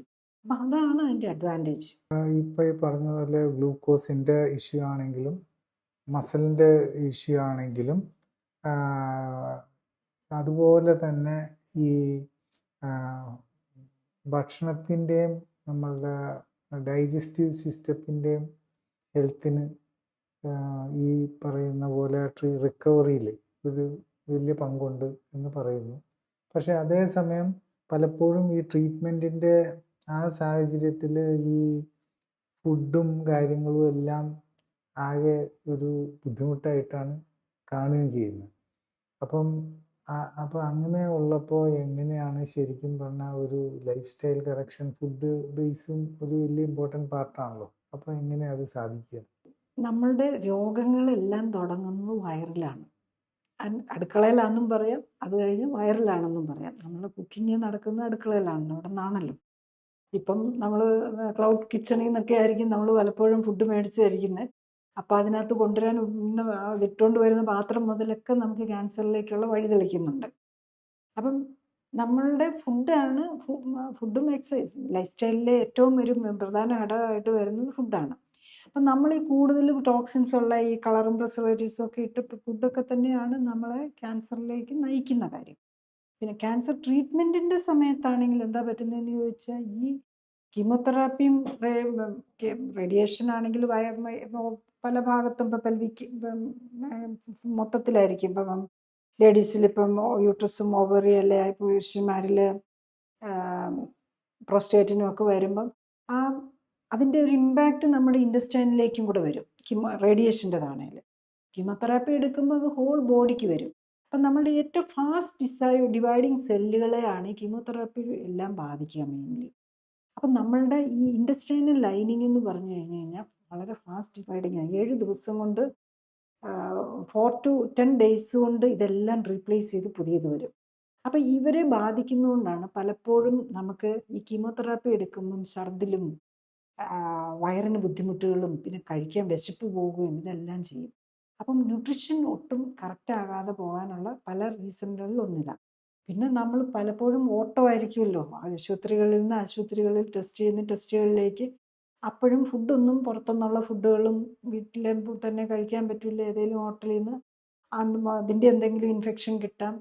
അപ്പം എല്ലാം തെറ്റുന്ന ഒരു സാഹചര്യമാണ് അവിടെ വരുന്നത്. അപ്പം നമ്മൾ ഏറ്റവും ഇമ്പോർട്ടൻസ് കൊടുക്കേണ്ടത് നമ്മൾ ഫുഡിന് തന്നെയാണ്. കാരണം നമ്മളുടെ ഈ കീമോതെറാപ്പിയൊക്കെ ചെയ്യുമ്പോൾ നമ്മൾ ഈ മരുന്നുകളെല്ലാം നമ്മുടെ സെല്ലിനെ ഡിസ്ട്രോയ് ചെയ്യാനാണ്.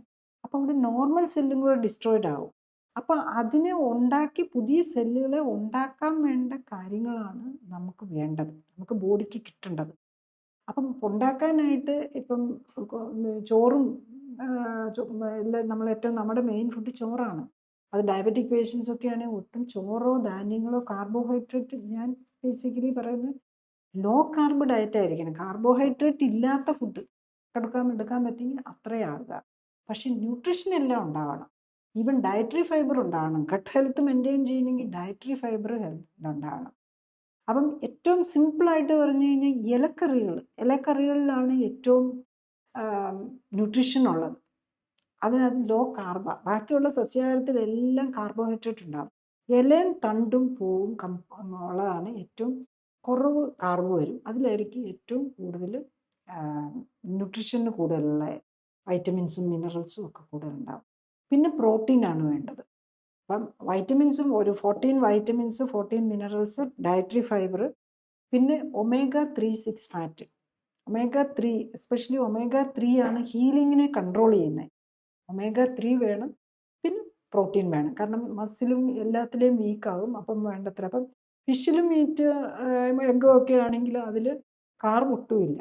അപ്പം നോൺ വെജ് ഐറ്റംസ് കഴിക്കുന്നവർക്ക് കുറച്ചും കൂടെ സിമ്പിളായിട്ട് നമ്മൾ ഈ ഒരു സ്ട്രിക്റ്റ് ക്യാൻസർ ഡയറ്റ് ഫോളോ ചെയ്യാൻ നോൺ വെജ് എടുക്കുന്നവർക്ക് കൂടുതൽ എളുപ്പമാണ്. പക്ഷേ നമ്മൾ സപ്പോർട്ട് കൊടുക്കുമ്പം നമ്മൾ ബേസിക്കലി ഒരു വെജിറ്റേറിയൻ വെഗാൻ ബേസ്ഡ് സപ്പോർട്ടാണ് നമ്മൾ കൊടുക്കാറുള്ളത്. അപ്പോൾ അത് വെജിറ്റേറിയൻസിനാണെങ്കിലും അതും കൂടെ ഉണ്ടെങ്കിൽ ഈസി ആയിട്ട് അവർക്കും ലോ കാർബ് ഡയറ്റ് മാനേജ് ചെയ്യാൻ പറ്റും. അപ്പോൾ വളരെ സിമ്പിളായിട്ട് നമ്മൾ ഇതിലാണെങ്കിൽ ശരിക്കും പറഞ്ഞു കഴിഞ്ഞാൽ നമ്മൾ ഡയബറ്റീസ് ഇല്ലാത്തവരുടെ പോലും നമ്മൾ HbA1c ഫോളോ അപ്പ് ചെയ്യും. HbA1c ആണ് നമ്മളുടെ ഈ ഗ്ലൂക്കോസ് നമ്മുടെ ബോഡിയിൽ എത്ര ഗ്ലൈക്കലൈസേഷൻ, ഗ്ലൂക്കോസ് കൊണ്ട് എത്ര ബോഡി ഡാമേജ് വരുന്നുണ്ടെന്ന് നോക്കുന്നത്. അപ്പോൾ നമ്മൾ ബിലോ 5 ആക്കാനാണ് പറയാറുള്ളത്. HbA1c നമ്മൾ ക്യാൻസർ ഡയബറ്റിക് പേഷ്യൻറ്റിനോട് 5.5 ആക്കാൻ പറയും. അതേസമയത്ത് ഡയബറ്റീസ് പോലും ഇല്ലാത്ത, ഡയബറ്റീസ് ഉണ്ടെങ്കിലും ഇല്ലെങ്കിലും ക്യാൻസർ പേഷ്യൻറ്റിനോട് ബിലോ 5 മെയിൻറ്റെയിൻ ചെയ്യണമെന്നാണ് പറയാറ്. അപ്പം അങ്ങനെ നമ്മൾ സ്ട്രിക്റ്റായിട്ട് നോക്കിയാൽ വളരെ ഈസി ആയിട്ട് നമ്മൾ ഈ കീമോതെറാപ്പിയും റേഡിയേഷൻ്റെയും ഒക്കെ ഡോസും ഒക്കെ കുറയ്ക്കാൻ പറ്റുന്നതേ ഉള്ളൂ എന്നുള്ളതാണ്.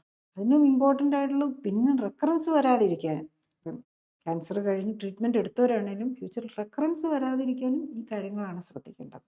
ക്യാൻസർ ട്രീറ്റ്മെൻറ്റ് കഴിഞ്ഞ് വീണ്ടും സ്കാനൊക്കെ ചെയ്ത് ടെസ്റ്റൊക്കെ ചെയ്ത് കഴിയുമ്പോൾ ക്യാൻസർ ഫ്രീ ആണ് എന്നുള്ള രീതിയിൽ പറയുമ്പോൾ എന്താണ് ശരിക്കും അതിൻ്റെ അർത്ഥം? എന്താണെന്ന് വെച്ചാൽ പലപ്പോഴും ഒരു ഫിയറുണ്ട്. ക്യാൻസർ ഫ്രീ എന്ന് പറഞ്ഞാൽ പോലും കുറച്ച് ക്യാൻസർ സെൽസ് എവിടെയെങ്കിലുമൊക്കെ ഉണ്ടാവാം. അത് വീണ്ടും വളർന്ന് പ്രോബ്ലം ഉണ്ടാക്കാം. അപ്പോൾ അങ്ങനെയൊക്കെ ഉള്ള സാഹചര്യത്തിൽ ഈ ഈ പറഞ്ഞ പോലെ ബോഡിയുടെ ജനറൽ ഹെൽത്തും ഇതുമൊക്കെ ആയിട്ട് എന്താണ് കണക്ഷൻ? ക്യാൻസറായിട്ട് മാറിയ ആ മുഴ മാത്രമാണ് എടുത്തു കളയുന്നത്.